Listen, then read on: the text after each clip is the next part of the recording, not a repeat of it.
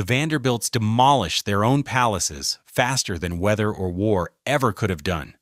Between 1920 and 1960, the family that had built the largest private homes in American history systematically tore them down to escape property taxes and maintenance costs that no fortune could sustain. 660 Fifth Avenue vanished in 1927, replaced by a department store that seemed more useful to modern Manhattan.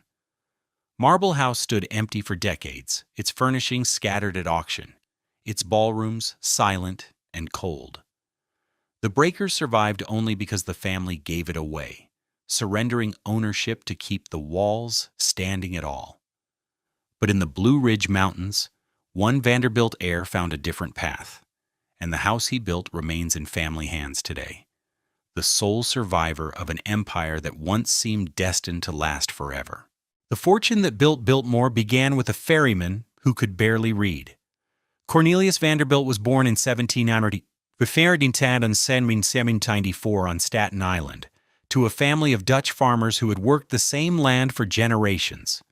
He left school at 11 years old, not because his family could not afford education, but because he saw no point in it. By 16, he was operating his own boat, ferrying passengers and cargo across New York Harbor for pennies a trip.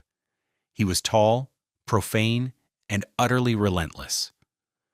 Competitors who challenged him found themselves undercut until they surrendered or went bankrupt. He had no education, no social connections, and no patience for anyone who stood in his way.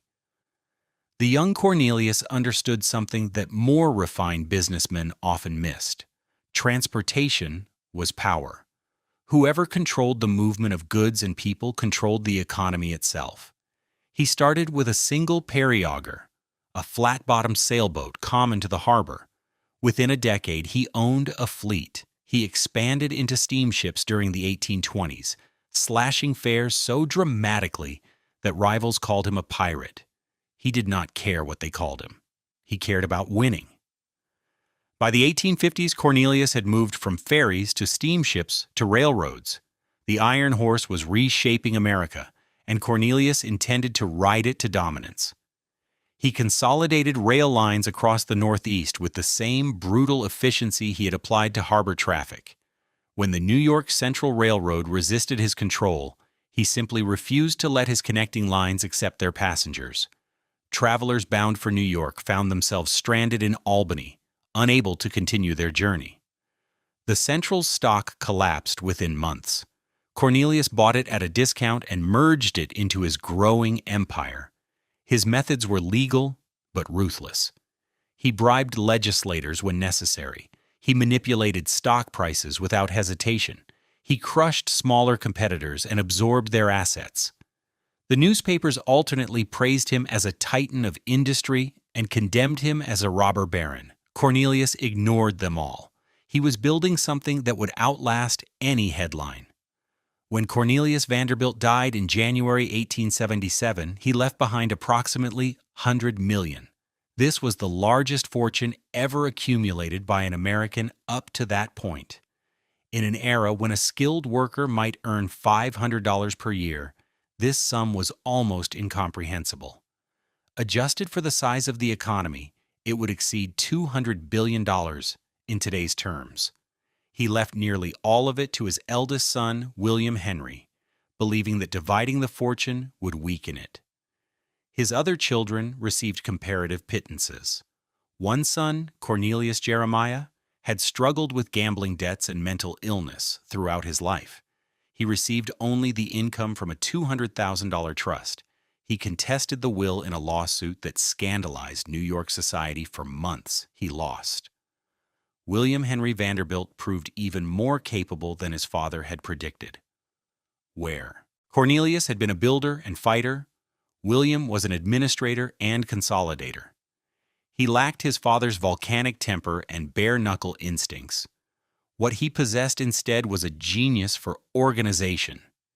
He streamlined the railroad operations, eliminating redundancies that had accumulated over decades of rapid expansion.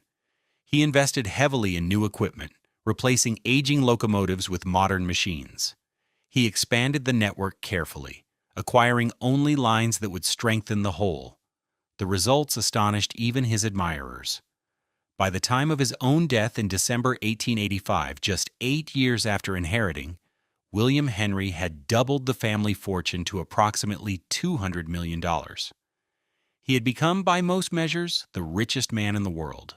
No European aristocrat, no ancient dynasty, no industrial competitor could match what the Vanderbilts had accumulated in just 2 generations.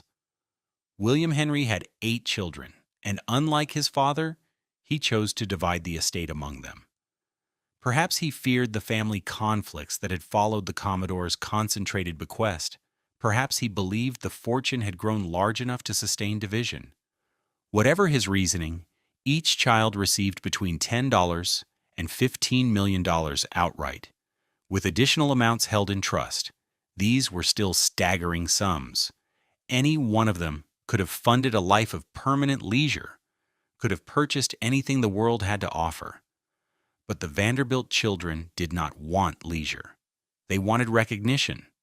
The problem was social acceptance. Despite their wealth, the Vanderbilts remained outsiders to old New York society. The families who had arrived generations earlier, the Astors and Livingstons and Schuylers, looked down on railroad money as vulgar and new.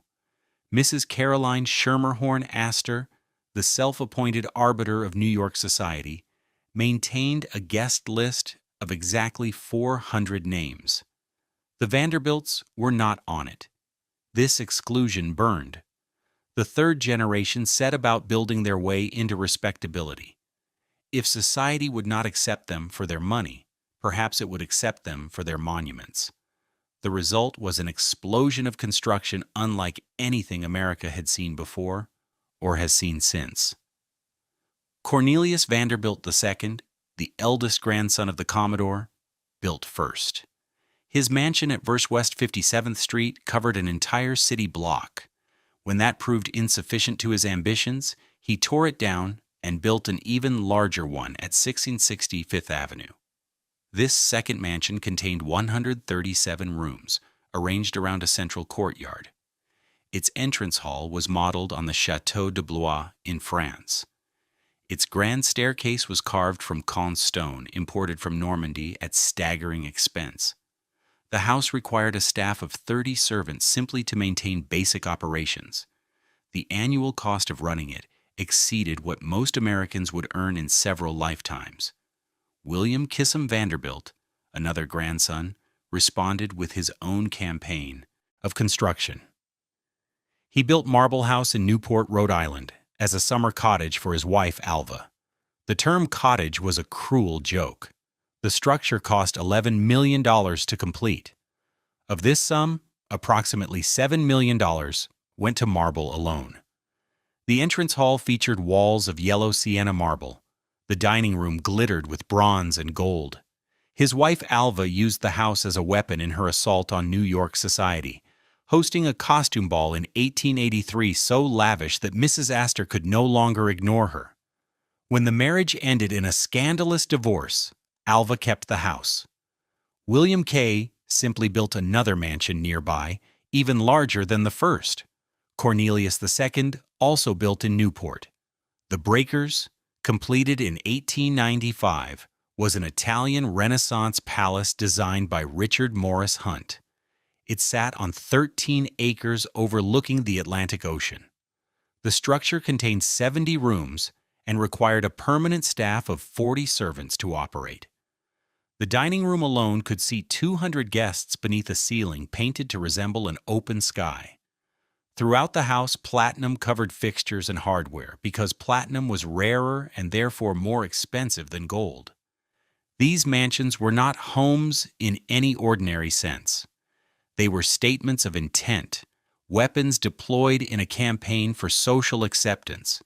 The Vanderbilts built them to prove that new money could match old money stone for stone, room for room, artwork for artwork.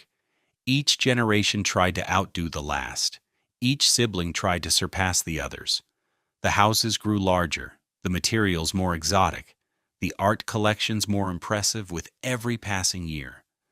By the 1890s, the Vanderbilts owned more residential square footage than any private family in American history, but one member of the third generation showed little interest in this competition.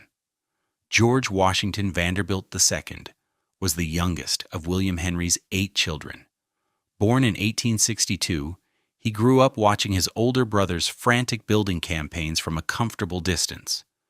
Where Cornelius II and William K. were gregarious and socially ambitious, George was quiet and bookish. He spoke 8 languages fluently. He collected rare manuscripts and first editions. He preferred libraries to ballrooms and solitary study to social conquest. Contemporary accounts describe George as slight in build, gentle in manner, and almost painfully shy in company. He never married until he was 35, an unusually late age for a man of his wealth and position. He showed no interest in the railroad business that had created the family fortune.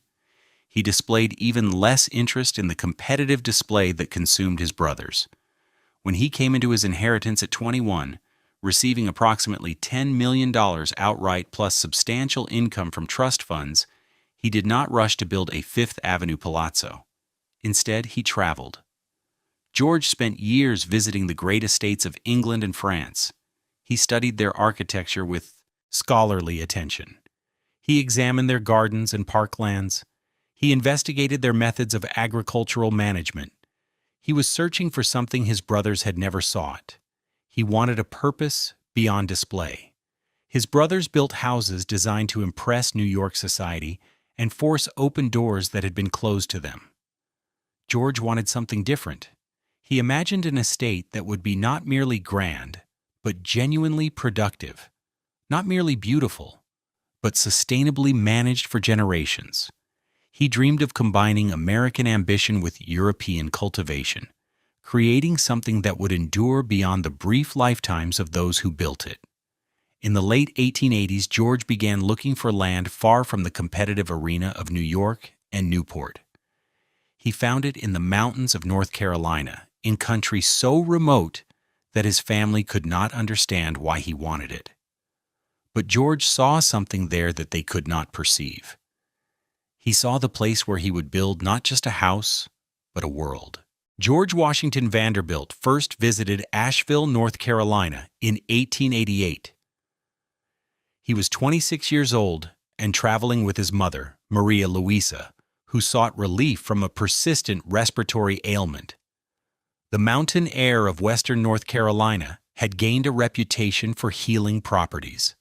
Physicians recommended it for patients suffering from tuberculosis and other lung conditions. The Vanderbilts arrived expecting a brief therapeutic stay.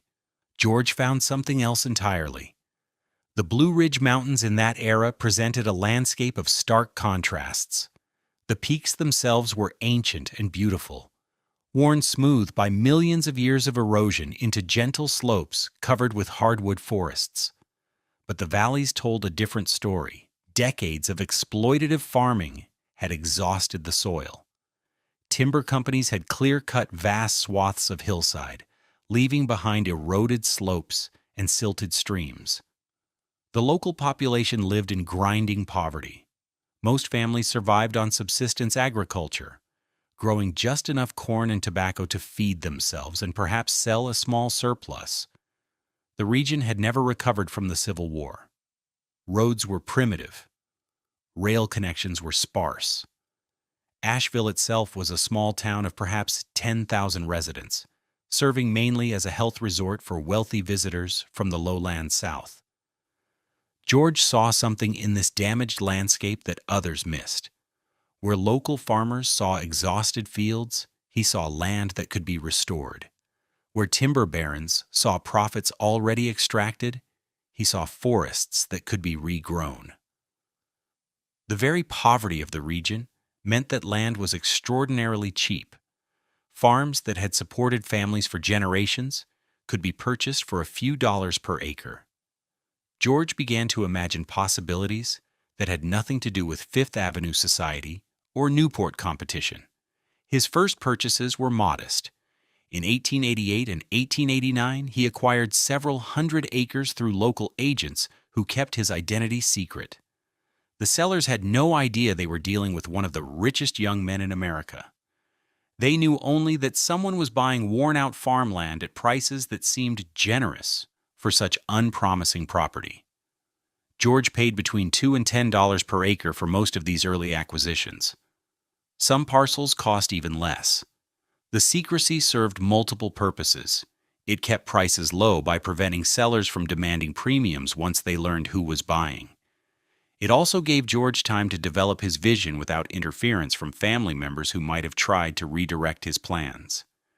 His brothers were consumed with their Newport and Fifth Avenue projects. They paid little attention to George's quiet movements in the Carolina mountains. By the time anyone in the family understood what he was doing, he had already assembled thousands of acres. George's vision crystallized during these early years. He did not want a summer cottage like Marble House or a display palace like 660's Fifth Avenue. He wanted an estate in the European tradition, a working agricultural enterprise that would sustain itself and improve the land it occupied. He had studied the great English country houses during his travels abroad. He had visited French chateaux and German estates. What impressed him was not merely their architecture, but their integration with the surrounding landscape. These were not isolated monuments, but centers of agricultural production, forestry management, and rural community life. The model he found most compelling was the English estate system at its best. A great house served as the hub of a productive enterprise. Farms supplied food. Forests provided timber and game. Villages housed workers who maintained the property across generations. The estate owner was not merely a resident but a steward, responsible for the land and the people who depended on it. This was utterly different from the Vanderbilt mansions in New York, which existed purely for display and required constant infusions of cash from railroad dividends. George wanted to prove that American land could support the same kind of integrated enterprise. More than that, he wanted to demonstrate that damaged land could be healed. The worn-out farms of western North Carolina would become his laboratory. He would restore the forests that timber companies had destroyed. He would rebuild the soil that careless agriculture had depleted. He would create employment for local families who had known only poverty. The house itself, however grand, would serve this larger purpose. By 1889, George had acquired enough land to begin serious planning. His holdings now exceeded 2,000 acres and continued to grow with each passing month. He contacted Richard Morris Hunt, the most prestigious architect in America, and Frederick Law Olmsted, the landscape designer who had created Central Park. Both men were in their 60s. Both had worked for the Vanderbilt family before. Hunt had designed Marble House for William K. and was already working on the breakers for Cornelius II. Olmsted had consulted on landscaping projects for several family properties. George invited both men to visit Asheville and see what he had in mind. They arrived in the summer of 1889, expecting perhaps another Newport cottage or country retreat. What George showed them was something far more ambitious. He took them on horseback rides across his growing holdings. He walked them through the damaged forests. He showed them the eroded hillsides and the impoverished farms. Then he explained what he wanted to create. Hunt was initially skeptical. The scale George described seemed impossible. A house larger than any private residence in America, surrounded by a working agricultural estate that would eventually encompass over 100,000 acres. The construction challenges alone were daunting. There were no adequate roads to bring in materials. No local workforce possessed the skills needed for fines. Construction. Everything would have to be imported or taught from scratch. Olmsted saw different problems. The land was severely damaged.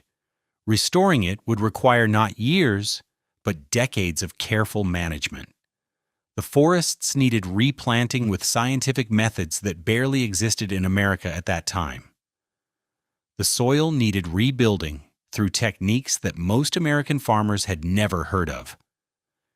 Creating what George envisioned would require inventing an entirely new approach to land management. But both men recognized something remarkable in their young client. George was not interested in shortcuts or compromises. He wanted to do this correctly, whatever the cost, whatever the time required. He was willing to spend his fortune not on competitive display, but on genuine creation. Hunt and Olmsted agreed to take on the project. It would become the defining work of both their careers. Over the next 2 years, George accelerated his land purchases. The holdings grew to 10,000 acres, then 20,000, then 50,000. He bought entire communities, absorbing villages whose residents became his employees. He purchased timber rights from companies that had already stripped the trees, intending to regrow what they had destroyed. By 1891, his holdings approached 100,000 acres. The total would eventually reach 125,000, an area larger than the entire city of Atlanta. If you find this story fascinating, take a moment to subscribe to support the channel. It means a lot. And I also welcome you to share your opinions in the comments below. The purchases attracted attention that George could no longer avoid. Local newspapers reported on the mysterious buyer who was assembling an empire in the mountains. National publications began to investigate. When reporters finally confirmed that the buyer was a Vanderbilt, the story became a sensation. What was this quiet young millionaire planning to do with more land than some European principalities? George offered no public explanation. He simply continued buying and continued planning. The house that would rise from these mountains was still years away from construction, but the land was secured. The vision was clear. Now he needed the men who could make it real. Richard Morris Hunt would design the greatest house of his career. Frederick Law Olmsted would create landscapes that would outlive them all. And a young forester named Gifford Pinchot would pioneer methods that would eventually transform American conservation. Together, they would build something that none of the other Vanderbilts had ever imagined. Richard Morris Hunt was 61 years old when George Vanderbilt asked him to design a house unlike anything America had ever seen. Hunt was the Dean of American Architects, the first American to study at the prestigious École des Beaux-Arts in Paris. He had designed mansions for the Astors, libraries for universities, and the pedestal for the Statue of Liberty. For the Vanderbilt family alone, he had already created Marble House and was completing work on the breakers. No architect in the country commanded more respect or higher fees. Hunt brought to the Biltmore project not merely technical skill, but a philosophy of architecture rooted in European tradition. He believed that great buildings should reflect the landscape and culture that surrounded them. They should use local materials where possible. They should honor historical precedents while adapting them to modern needs. The chateau style he proposed for Biltmore drew inspiration from the Loire Valley of France, where Renaissance aristocrats had built country estates that balanced grandeur with livability. The specific model Hunt studied was the Château de Blois, with its famous spiral staircase and its blend of medieval fortress and Renaissance palace. But Hunt did not intend mere imitation. He wanted to translate French principles into American reality. The result would be something new, a house that evoked European tradition while serving distinctly American purposes. Frederick Law Olmsted was 67 when he joined the project. His reputation exceeded even Hunt's. Olmsted had designed Central Park in Manhattan, Prospect Park in Brooklyn, the grounds of the United States Capitol, and dozens of other landscapes that had shaped American understanding of public space. He was a visionary who believed that designed landscapes could improve human character. Parks and gardens were not luxuries but necessities for civilized life. Olmsted arrived at Biltmore with health already failing. He suffered from chronic insomnia and bouts of depression that would eventually force his retirement. But the challenge George presented rekindled his energy. Here was a chance to do something he had never attempted before. Not a public park or a private garden, but an entire managed landscape, encompassing tens of thousands of acres. The two men approached the project from opposite directions that would eventually meet in creative tension. Hunt wanted formal gardens surrounding the house, geometric patterns of flowers and hedges that would frame his architecture properly. He envisioned terraces descending from the main structure, Italian-style gardens with fountains and statuary, approaches that would reveal the chateau gradually to arriving visitors. Olmsted resisted this vision initially. He had spent his career fighting against the artificiality of formal European gardens. He believed that American landscapes should embrace their natural character rather than impose imported patterns. The mountains around Asheville were beautiful in their wild state. Why force them into French geometries?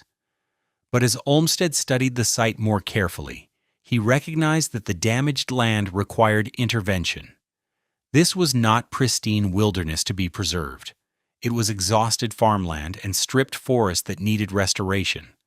The question was not whether to manage the landscape, but how. Gradually, he developed a compromise that would define Biltmore's grounds. Near the house, Olmsted accepted Hunt's formal gardens. The immediate surroundings would feature the terraces and geometric plantings that the architecture demanded. A 4-acre walled garden would provide flowers for the house and vegetables for the kitchen. An Italian garden would offer a classical counterpoint to the French chateau. These design spaces would serve as a transition between the monumental architecture and the natural landscape beyond. But beyond these formal areas, Olmsted planned something far more ambitious. He proposed transforming the damaged forests into a managed woodland that would demonstrate scientific principles of sustainable forestry. The eroded hillsides would be replanted with species chosen for long-term forest health rather than quick timber harvest. The streams would be protected by buffer zones that prevented erosion. The entire landscape would become a laboratory for conservation practices that barely existed in America. To implement this vision, Olmsted recruited a young man named Gifford Pinchot. At just 25 years old, Pinchot was one of the only Americans with formal training in European forestry methods. He had studied in France and Germany, learning techniques that had sustained European forests for centuries, while American forests were being stripped bare. He was passionate, ambitious, and eager to prove that scientific forestry could work in the United States. Pinchot arrived at Biltmore in 1891 and immediately began cataloging the forest resources. What he found confirmed Olmsted's assessment. Decades of careless logging had removed the most valuable trees. The remaining forest consisted largely of damaged specimens and weedy species that had colonized abandoned clearings. Soil erosion had stripped nutrients from hillsides. Streams ran brown with sediment after every rain. The restoration plan Pinchot developed was methodical and long-term. He divided the forest into management units and prescribed different treatments for each based on its condition. Some areas needed complete replanting. Others required selective harvesting to remove damaged trees and allow healthy ones to mature. Fire management, entirely absent from American forestry practice at that time, became part of the program. Pinchot trained local workers in techniques that were new to them.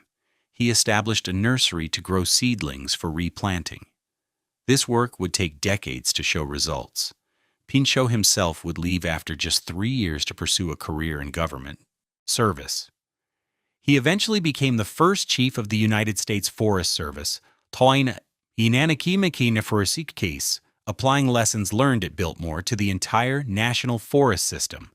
But the forestry program he established continued under his successors.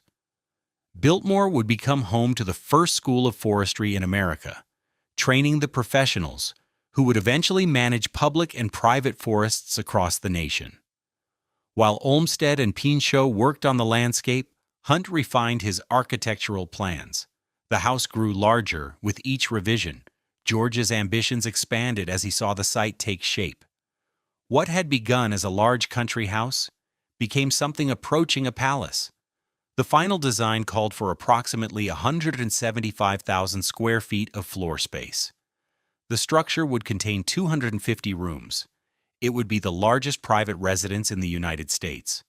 The architectural style Hunt chose blended French Gothic and Renaissance elements. The roofline featured steep pitches and elaborate chimneys reminiscent of 16th century chateaux. The entrance facade presented a formal symmetry punctuated by towers and turrets. But Hunt also incorporated innovations that purely historical models lacked. The floor plan organized spaces for efficient household operation. Service areas connected logically to the rooms they supported. Modern mechanical systems would be integrated from the beginning rather than added awkwardly later. Hunt understood that this house needed to function as more than a showpiece. George intended to live here, to manage his estate from here, to entertain guests for extended visits. The house required practical organization that pure display architecture often neglected. Kitchens needed to connect efficiently to dining rooms. Servant circulation needed to remain invisible to guests. Storage needed to accommodate the supplies required by a self-sufficient estate far from urban suppliers. The collaboration between Hunt and Olmsted was not always smooth. Both men were accustomed to having their visions prevail. Both were aging and increasingly conscious of their legacies. They disagreed about approach roads, about the placement of service buildings, about how visitors should first glimpse the house. George mediated these disputes with patience that surprised both men. He listened carefully to each argument. He sought compromises that preserved what each collaborator valued most. By 1892, the plans were essentially complete. Hunt had produced drawings for a house that would cost more than any private residence in American history. Olmsted had designed a landscape that would take a generation to mature. Pinchot had begun the forestry work that would eventually restore more than 100,000 acres. The vision was set. Now came the challenge of actually building it. Hunt would not live to see his masterpiece completed. His health declined sharply during the construction years. He died in July 1895, just months before the house opened to its first guests. Olmsted lasted longer, but descended into mental illness that forced his retirement. He spent his final years in an asylum, unable to recognize the landscapes he had created. Both men poured their last creative energies into Biltmore. It became, in many ways, the culmination of two remarkable American careers. Construction began in earnest in 1889, and it transformed the mountains around Asheville into the largest private building site in American history. At the peak of activity, approximately 1,000 workers labored on the estate. They came from the surrounding counties, from distant cities, and from as far away as Europe. Many had never seen a construction project of this scale. Most would spend years of their lives bringing George Vanderbilt's vision into reality. The first challenge was simply reaching the site. No adequate roads existed to carry the massive amounts of material the project would require. George commissioned a 3-mile private railroad spur connecting the estate to the main Southern Railway line. This allowed trainloads of limestone, lumber, and equipment to arrive directly at the construction zone. Workers laid track through terrain that had defeated earlier engineering attempts. The railroad alone cost hundreds of thousands of dollars. Limestone for the exterior walls came from a quarry in Indiana. George selected this material for its durability and its warm buff color that would complement the mountain landscape. Quarry workers cut massive blocks weighing several tons each. Railroad cars carried them across half the country to Asheville. At the site, stonemasons shaped each block by hand, fitting them together with precision that would allow the walls to stand for centuries. The workforce required housing, and George built an entire village to accommodate them. Biltmore Village rose on land adjacent to the construction site. It featured cottages for workers and their families, a church, a school, shops, and a hospital. The village was designed in a unified architectural style that complemented the estate itself. George intended it to remain after construction ended, providing permanent homes for the employees who would maintain the completed property. This was not mere charity. George understood that a well-housed workforce would be more productive and more loyal. He also understood that the estate would require permanent staff for generations to come. The village ensured that skilled workers would have reason to stay in the area, rather than drifting away once the main construction ended. Many families who settled in Biltmore Village during the construction years remained for generations. The house itself rose slowly through the early 1890s. Foundation work began in 1889 and continued for more than a year. The walls followed, course by course, rising against the mountain backdrop. Workers installed iron structural beams that would support the massive stone exterior. They poured concrete for floors that would bear the weight of heavy furniture and large gatherings. The complexity of the construction required coordination that tested the limits of 19th century project management. Hunt's design called for technological systems that were cutting edge for the era. The house would have electricity throughout, generated by a private power plant on the estate. This was remarkable at a time when most American homes still relied on gas lighting or kerosene lamps. The electrical system would power not merely lights, but also a central vacuum system, mechanical dumbwaiters, and the first residential heating system controlled by thermostats. Indoor plumbing extended throughout the structure. The house would eventually contain 43 bathrooms, an almost unimaginable luxury, when many wealthy homes still relied on outhouses and chamber pots. Hot and cold running water reached every floor. A swimming pool in the basement offered heated water for year-round use. The pool alone was a marvel, located indoors at a time when such facilities existed only in the most advanced private clubs. The heating system used a central boiler that distributed steam through radiators in every room. This was not unusual for large buildings, but the sophistication of the controls was unprecedented.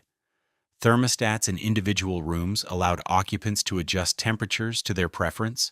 The system could maintain comfortable warmth even during the coldest mountain winters, while avoiding the overheating that plagued cruder installations. Fire safety received careful attention. The construction used fireproof materials wherever possible. Concrete floors and stone walls would not burn. Metal structural elements replaced the wooden beams that had contributed to devastating fires in other grand houses. A fire alarm system connected to a central station allowed rapid response to any outbreak. These precautions reflected lessons learned from fires that had destroyed other mansions of the era. Inside, craftsmen created spaces of extraordinary richness. The entrance hall featured a limestone staircase that spiraled upward beneath a painted ceiling. The banquet hall could seat 64 guests at a single table beneath walls hung with flags and medieval weaponry. The library contained approximately 23,000 volumes collected by George over 2 decades of traveling and book hunting. The library deserves particular attention because it reveals so much about its creator. George Vanderbilt was among the most serious book collectors of his generation. He read 8 languages and collected in all of them. The shelves held first editions, rare manuscripts, and complete sets of major authors. A 2-story ceiling allowed for a gallery level with additional shelving. A massive fireplace provided warmth for winter reading. This was not a decorative room assembled by designers. It was the working library of a genuine scholar. Other rooms reflected different aspects of George's interests and personality. The music room featured an organ that could fill the space with sound. The breakfast room offered intimate dining for family and close friends. The bachelor's wing provided comfortable quarters for male guests. The corresponding areas for female guests maintained strict separation according to the social conventions of the era. The basement level contained facilities that made the house largely self-sufficient. A kitchen capable of preparing meals for hundreds featured the latest equipment available. Pantries stored provisions that could sustain the household through weeks of isolation. Laundry facilities processed linens and clothing without requiring anything to leave the premises. Servants' quarters housed the permanent staff in conditions that were comfortable by the standards of the time. The art collection George assembled for the house drew from centuries of European and American creativity. He purchased works by Renoir, Sargent, and Whistler. He acquired tapestries from medieval workshops. He bought furniture that had belonged to European aristocrats. The collection was not assembled for investment or display, but for living with. George wanted art around him constantly, integrated into daily life, rather than isolated in galleries. By 1895, the main construction was essentially complete. The house had cost approximately $6 million, a sum equivalent to well over $100 million today. The surrounding landscape work continued, but the structure itself stood ready for occupancy. George planned a grand opening celebration for Christmas Eve. He invited family and friends to witness what his vision had created. The guests who arrived that December found themselves in a house unlike anything in America. They entered through the front doors into an entrance hall that soared to a painted ceiling. They dined in a banquet hall beneath triple fireplaces. They relaxed in a library that rivaled university collections. They explored gardens that were still maturing but already showed the promise of Olmsted's design. George Vanderbilt, the quiet youngest son who had avoided his brother's competitive display, had built something that surpassed them all. Not in mere size, though the house was certainly the largest, not in mere cost, though the expense had been extraordinary. He had built something that served a purpose beyond impressing society. He had created an integrated estate that would demonstrate how land could be managed sustainably, how forests could be restored, how a great house could support, rather than simply consume. For a few brief years, George enjoyed what he had created. He married Edith Stuyvesant Dresser in 1898. They traveled together, entertained together, began building a family together. Their daughter Cornelia was born in 1900, the heir to everything her father had built. The future seemed secure. But the 20th century was approaching, and it would bring challenges that neither George nor Edith could have anticipated. George Vanderbilt met Edith Stuyvesant Dresser in Paris during the summer of 1897. She was 34 years old, well-educated, and from a distinguished American family that traced its lineage to Peter Stuyvesant, the last Dutch governor of New Amsterdam. Unlike many society women of her era, Edith had lived independently for years, supporting herself as a companion to wealthy travelers and managing her own modest affairs.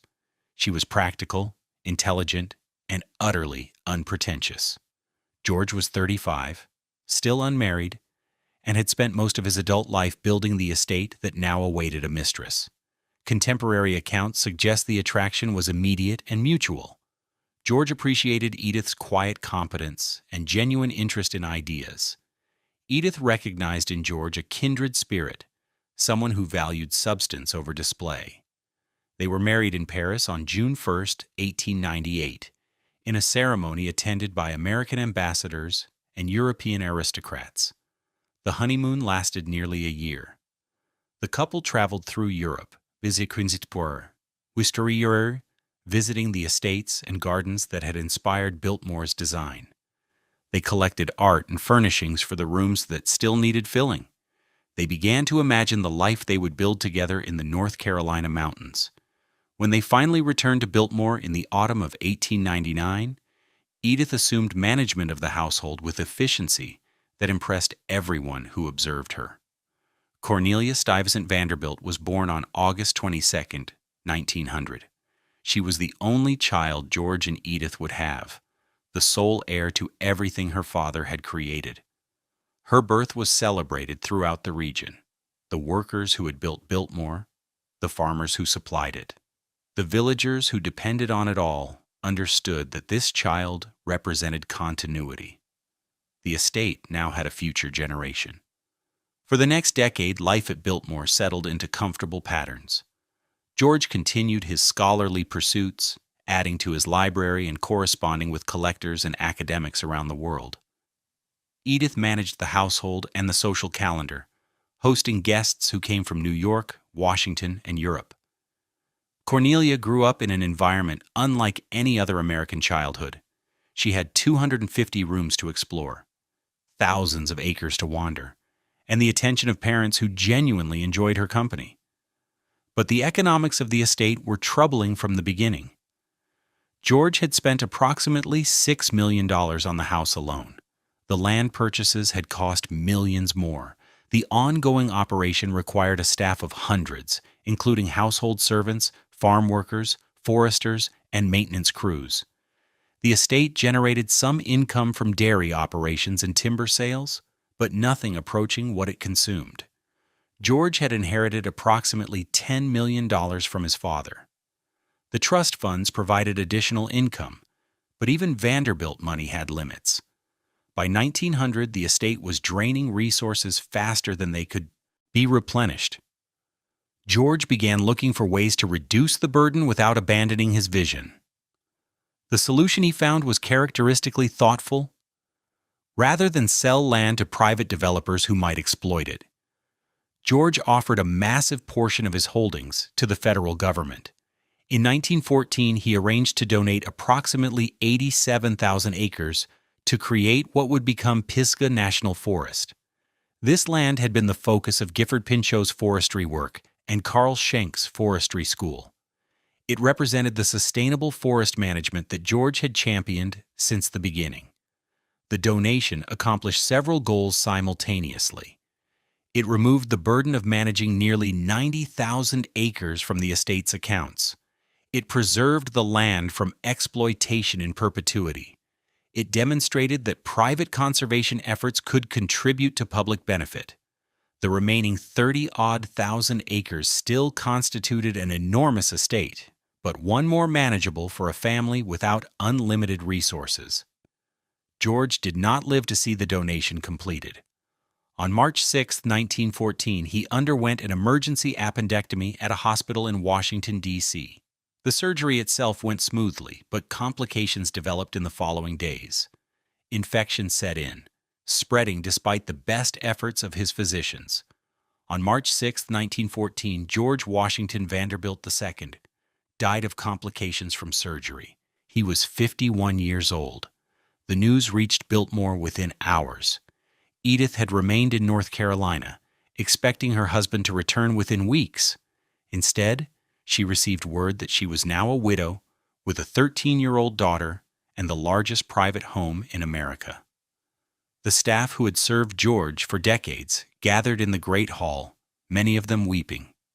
The man who had created their world was gone. George's funeral was held in Washington, followed by burial in the family plot on Staten Island, where his grandfather, the Commodore, also rested. Edith accompanied the body north, then returned to Biltmore to face the challenge of managing what her husband had left behind. She was 50 years old, wealthy by most standards, but not by Vanderbilt standards, and responsible for an estate that had always required more money than it produced. The will left everything to Edith and Cornelia, but the inheritance was complicated. Much of George's wealth had been consumed by the estate itself. The remaining liquid assets were modest compared to the ongoing costs of operation. Edith faced a choice that would determine whether Biltmore survived or joined the growing list of great houses that were being abandoned and demolished across America. She could sell. Developers had already expressed interest in the property. The land alone was worth millions if broken into smaller parcels. The house might find a buyer, perhaps a hotel company or a government institution. Many widows in her position would have taken the money and retreated to a more manageable life elsewhere. Edith chose differently. She would keep the estate. She would find ways to make it sustainable. She would preserve what George had built for the daughter they had raised together. This decision required immediate economies. The staff was reduced, programs were curtailed, the forestry school closed. The dairy operations were reorganized for efficiency rather than experimentation. But Edith also recognized that mere cost-cutting would not be enough. The estate needed income beyond what agriculture and timber could provide. She began exploring an idea that no Vanderbilt had ever seriously considered. She would open the house to paying visitors. She would invite the public into the private world that George had created. She would turn Biltmore into a business. This was a radical notion in 1914. Great houses were private by definition. Opening them to tourists seemed like an admission of failure, a confession that the family could no longer afford exclusivity. Other wealthy families facing similar pressures simply demolished their white elephants rather than expose them to public gaze. The wreckage of Vanderbilt mansions in New York and Newport testified to this preference for destruction over democratization. Edith delayed the decision for more than a decade. She hoped that Cornelia's eventual marriage might bring resources that would make public access unnecessary. She watched as other Vanderbilt properties fell one by one to the wrecking ball. She maintained Biltmore as best she could through the difficult years of the First World War and the uncertain 1920s. But the economic logic was inescapable. Without additional income, the estate would eventually consume what remained of the family resources. By 1930, Edith was ready to try something unprecedented. She would open the doors that George Vanderbilt had built for his family and invite strangers to walk through them.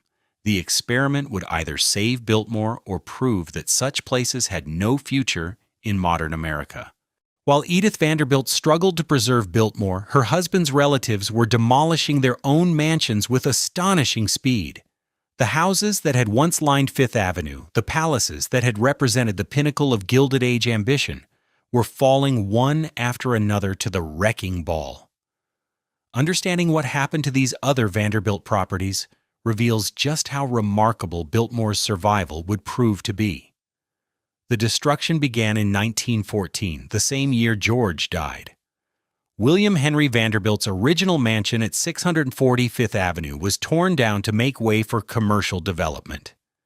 This was the house where George had grown up, the house his father had built to announce the family's arrival among New York's elite. It had stood for barely 30 years. The land beneath it was now worth more than any residents could justify. The pace of demolition accelerated through the 1920s. In 1926, William Kissam Vanderbilt's townhouse at 660 Fifth Avenue fell to developers. This was the French Renaissance chateau that had cost $3 million to build in 1882. It had launched Alva Vanderbilt's assault on New York society. Now it became rubble to make room for an office building. The demolition took weeks. Crowds gathered daily to watch another symbol of the Gilded Age disappear. 1 year later, in 1927, the largest of all the Manhattan Vanderbilt mansions met the same fate. Cornelius Vanderbilt II's house at Fern's West 57th Street had been the grandest private residence in the city. It contained over 100 rooms. Its entrance hall soared 3 stories high. Its art collection rivaled small museums. The house had cost approximately $5 million to build and furnish. It sold for less than $2 million, and the buyers wanted only the land. The wrecking crews arrived in the spring of 1927. Workers stripped the interiors first, selling fixtures and fittings to salvage dealers. The carved mantelpieces went to collectors. The ironwork went to scrap merchants. Then the walls came down, floor by floor, room by room. By autumn, nothing remained but a cleared lot awaiting a new skyscraper. The entire demolition had taken less than 6 months. What drove this destruction? The economics of urban real estate had shifted decisively against residential use. Land values in Manhattan had risen so high that even the wealthiest families could not justify occupying entire blocks for single homes. Property taxes consumed fortunes. Maintenance costs never ended. Staff requirements were enormous. A house like 660 Fifth Avenue required dozens of servants to operate. Finding and keeping qualified staff became increasingly difficult as other employment options expanded. The federal income tax, established in 1913, transformed the financial calculus of great wealth. Before the tax, fortunes could compound almost without limit. After it, even the richest families found their accumulations eroding. The top marginal rate climbed from 7% in 1913 to 77% by 1918. Maintaining a 100-room mansion on Fifth Avenue began to seem not merely extravagant, but mathematically impossible. Estate taxes compounded the problem. When a Vanderbilt died, the government now claimed a substantial portion of the inheritance before heirs received anything. Each generational transfer shrank the family fortune further. The houses that one generation had built, the next generation often could not afford to keep. Social changes mattered as much as financial ones. The world that had built these mansions no longer existed. The elaborate entertaining that justified enormous ballrooms and dining rooms had faded after the First World War. Younger generations preferred apartments and hotel living to the burdens of household management. Servants who had once been plentiful and cheap now had better options in factories and offices. The entire infrastructure that supported Gilded Age living was dissolving. The Newport cottages fared somewhat better than the Manhattan mansions, but only somewhat. Marble House, the palace William Kissam had built for Alva, stood empty for years after her death. The furnishings were auctioned, the maintenance was deferred. By the 1930s, the house was a shell of its former glory, preserved more by neglect than by intention. It would eventually be donated to the Preservation Society of Newport County rather than demolished, but donation was itself a form of surrender. The Breakers, Cornelius II's 70-room Italian palace, followed a similar trajectory. The costs of maintaining such a structure exceeded any reasonable return. The family considered demolition, considered sale, considered simply walking away. In 1948, the Preservation Society leased the property from Countess Szechenyi, the last family member to live there. The house was open to tourists while the Countess retained a small apartment on the upper floor. She lived there until her death in 1965, the last Vanderbilt to inhabit the home her father had built. This pattern repeated across the country. The great houses of the Gilded Age were falling everywhere. The Frick Mansion in New York became a museum. The Flagler Estates in Florida became hotels and government buildings. The Morgan properties were donated to institutions. The model of the private palace was dying. The 20th century had no place for 100-room houses maintained by armies of servants for the pleasure of single families. Against this backdrop, Biltmore's survival seems almost miraculous. The house was larger than any of the demolished Manhattan mansions. It was more remote, harder to reach, less attractive to potential institutional buyers. Its operating costs were enormous.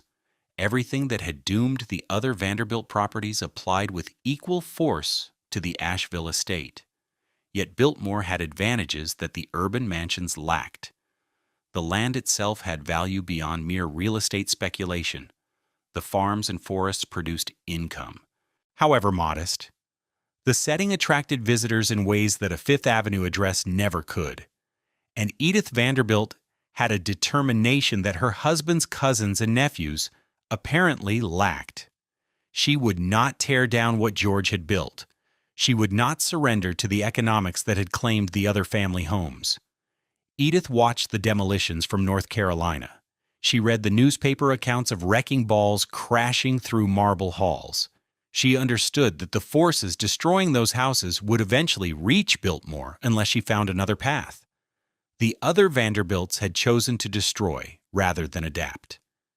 Edith would choose differently. Her solution would transform not just Biltmore, but the very concept of what a great house could become in democratic America. Where others saw white elephants fit only for demolition, Edith saw an opportunity.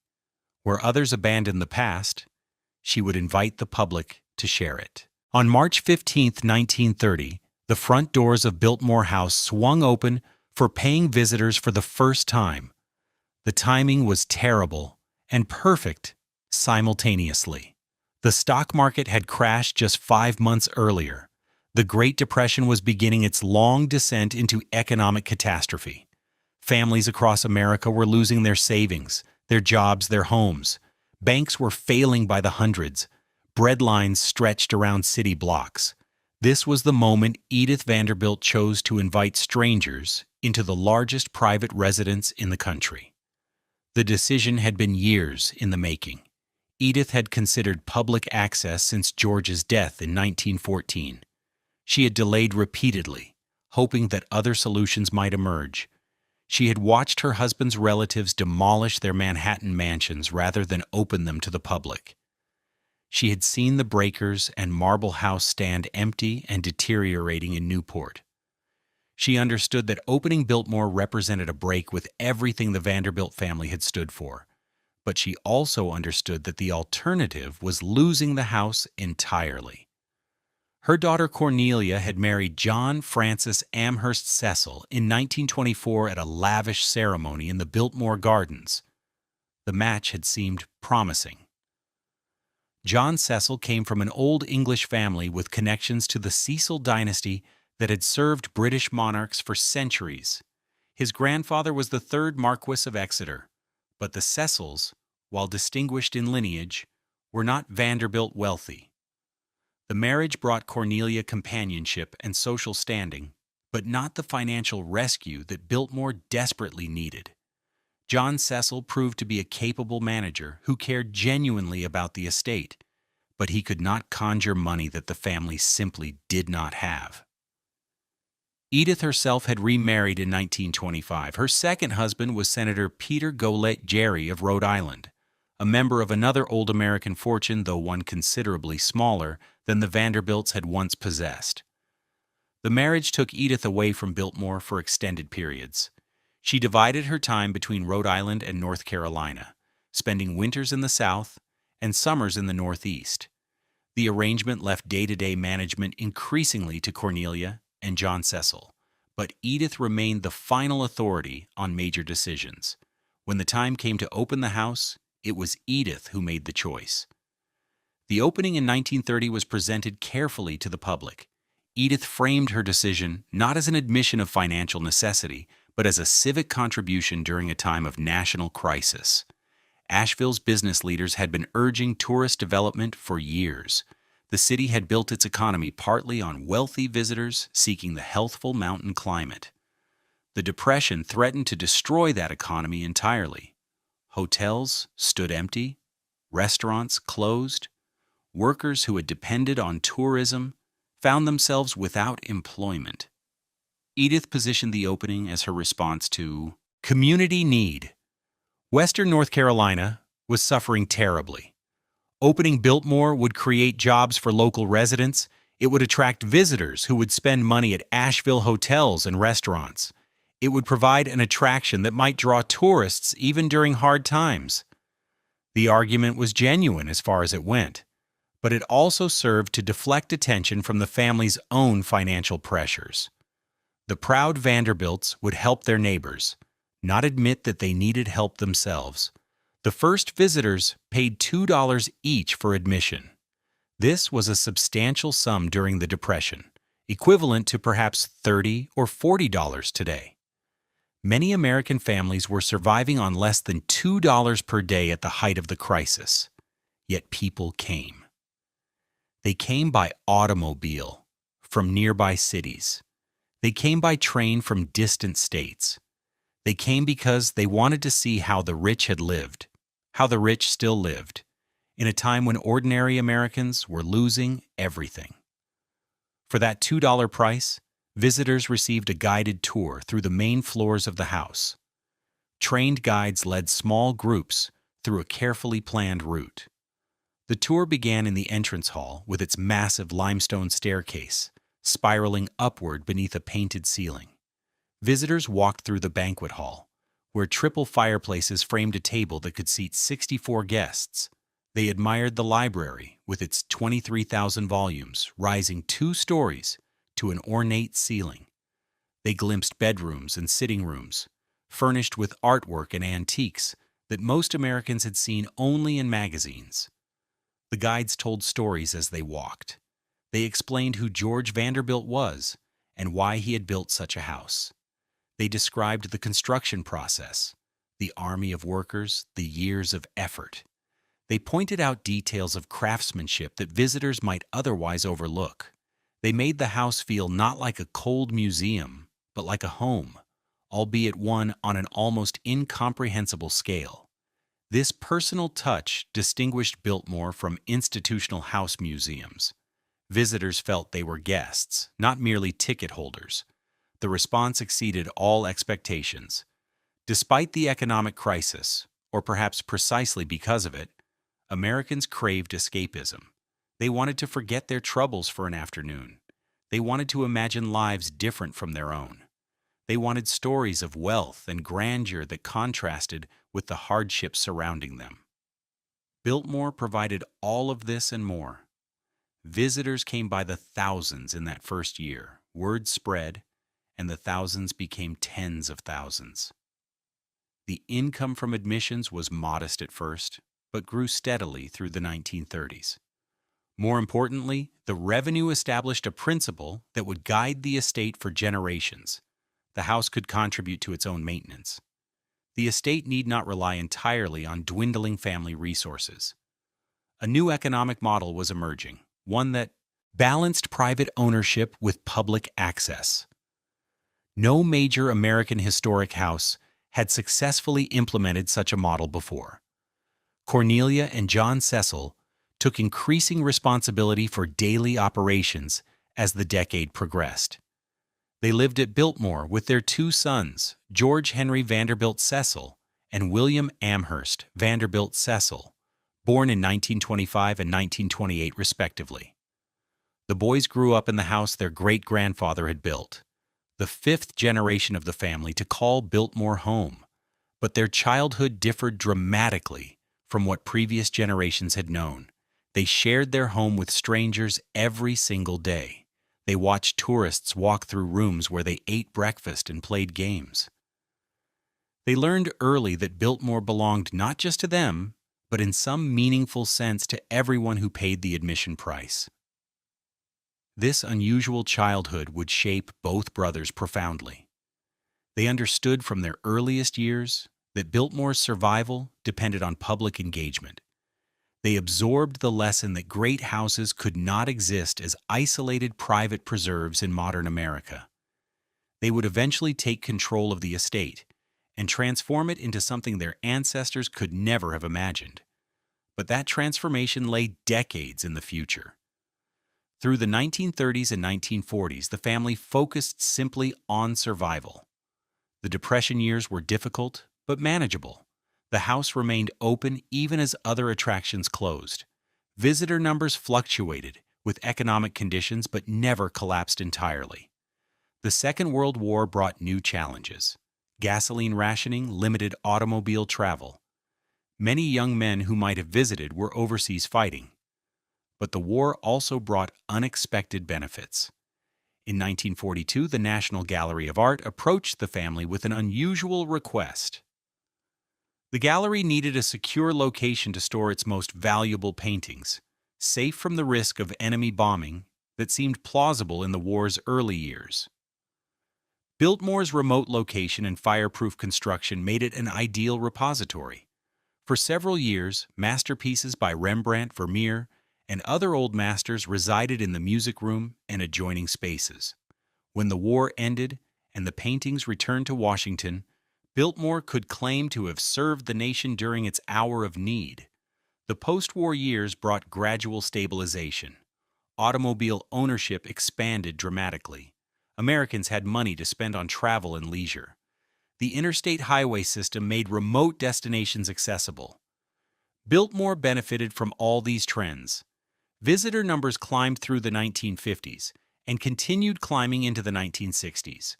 The experimental opening of 1930 had become a permanent institution. Edith Vanderbilt Gerry died in 1958 at the age of 85. She had outlived George by 44 years. She had navigated the estate through its most precarious decades.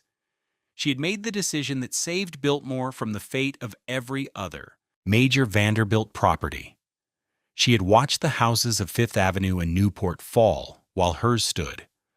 Without her willingness to open the doors, without her practical determination, Biltmore would almost certainly have been demolished or donated long before her death.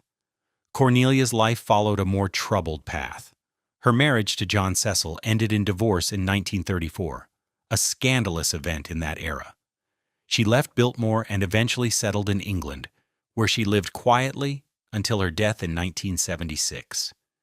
She never returned to live in the house where she had been born. She saw her childhood home only as an occasional visitor.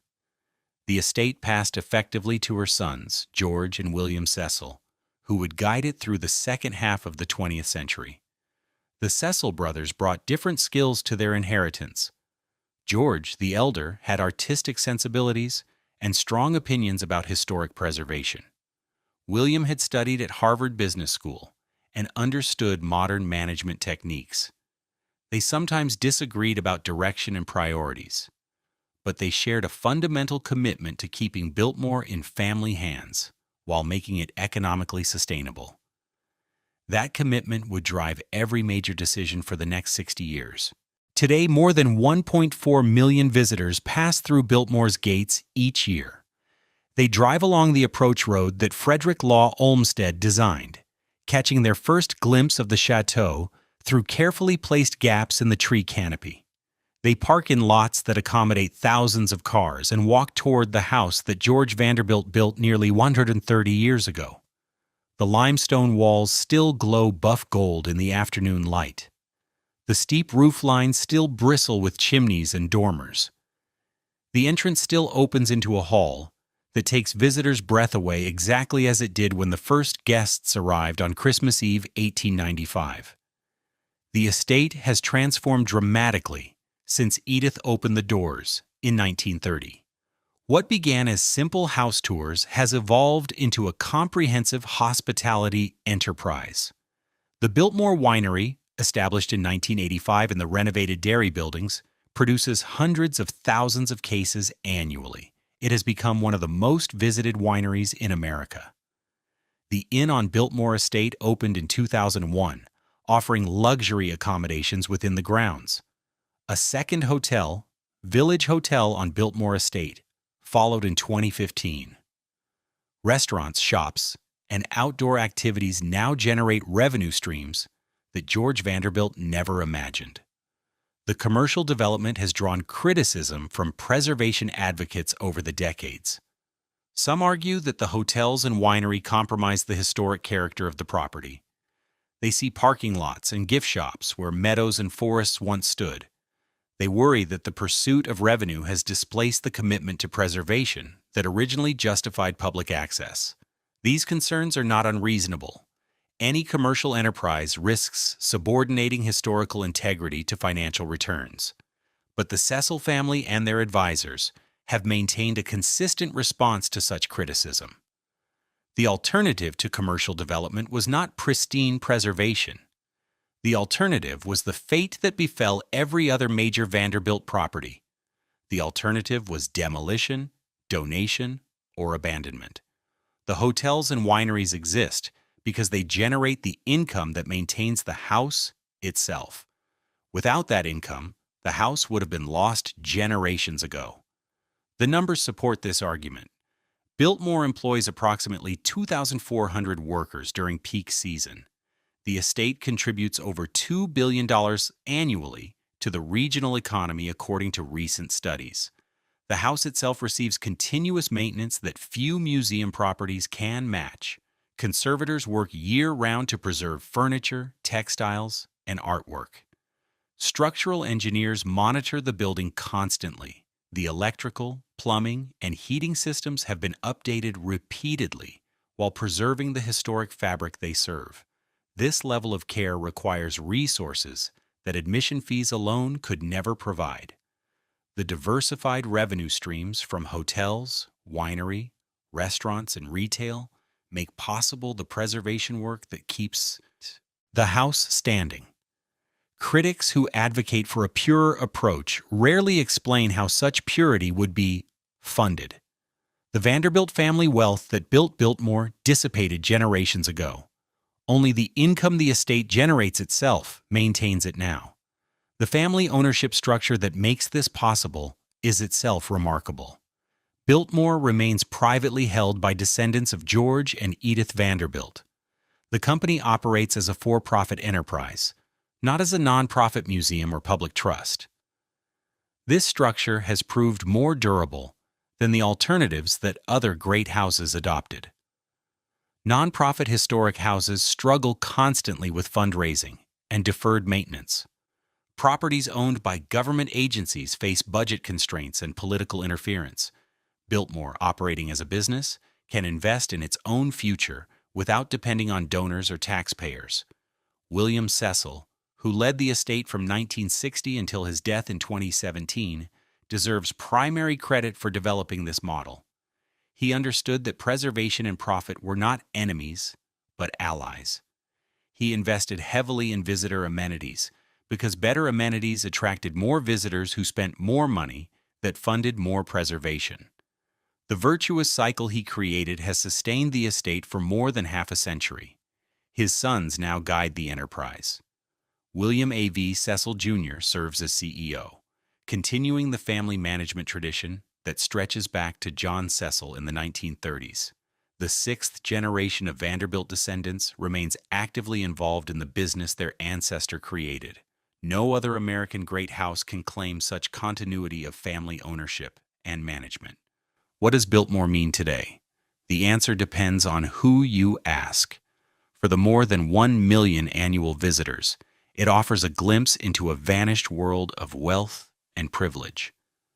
They walk through rooms where Gilded Age tycoons once dined and danced. They see artwork and furnishings that represent the accumulated taste of generations. They imagine lives utterly different from their own. For the residents of Western North Carolina, Biltmore represents economic foundation. The estate is one of the largest employers in the region. The tourists it attracts support countless hotels, restaurants, and shops throughout Asheville and beyond. The city's identity as a destination for arts, culture, and fine living owes much to the anchor that Biltmore provides. For students of preservation and historic tourism, Biltmore offers a model worth studying. The estate has demonstrated that private ownership of great houses can work under the right conditions. The combination of sufficient scale, diversified revenue, professional management, and family commitment has produced results that other preservation models have struggled to match. Not every historic property can replicate what Biltmore has achieved, but those that can should study its methods carefully. For the Vanderbilt legacy itself, Biltmore represents the sole, surviving monument of a family that once dominated American wealth. The mansions of Fifth Avenue are gone. The Newport cottages have passed to preservation societies. The railroads that created the fortune have been absorbed into larger corporations. Only Biltmore remains in family hands, still generating income, still welcoming visitors, still standing as George Vanderbilt intended it to stand. The comparison with other Vanderbilt properties underscores how unusual Biltmore's survival has been. The Breakers, magnificent as it remains, belongs to the Preservation Society of Newport County. The family gave up ownership decades ago. Marble House followed the same path.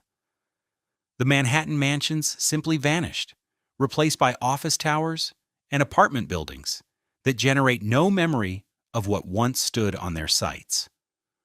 Cornelius Vanderbilt II's great house at Verst West 57th Street, once the largest private residence in New York City, left behind not even a plaque.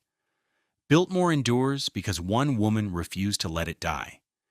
Edith Vanderbilt could have sold or donated the property in 1914 and lived comfortably on the proceeds. She chose instead to preserve it for her daughter and her daughter's children.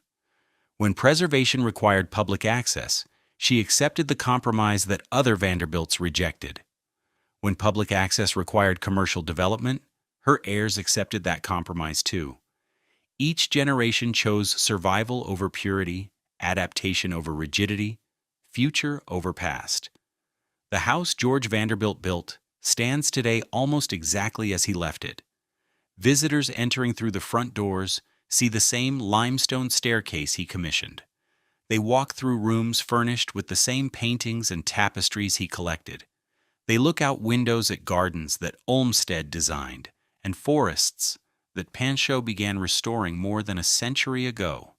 The continuity is remarkable. The survival is improbable. The meaning is worth contemplating. In an age when nothing seems built to last, Biltmore has lasted. In a culture that celebrates disruption and transformation, it has maintained its essential character across 130 years. In an economy that reduces everything to quarterly returns, a family has preserved an asset across 6 generations. The house that critics once called a white elephant, the folly of a shy young millionaire with more money than sense, has outlived every similar structure his relatives ever built. The gates still open each morning. The visitors still come by the thousands. The gardens still bloom through the seasons. The forests that George Vanderbilt saved from exploitation still cover the mountains that surround his creation. Biltmore survives not because it froze itself in amber, but because it found ways to change while remaining itself. That is the secret of its endurance. That is the lesson it offers to anyone who wants to build something that lasts.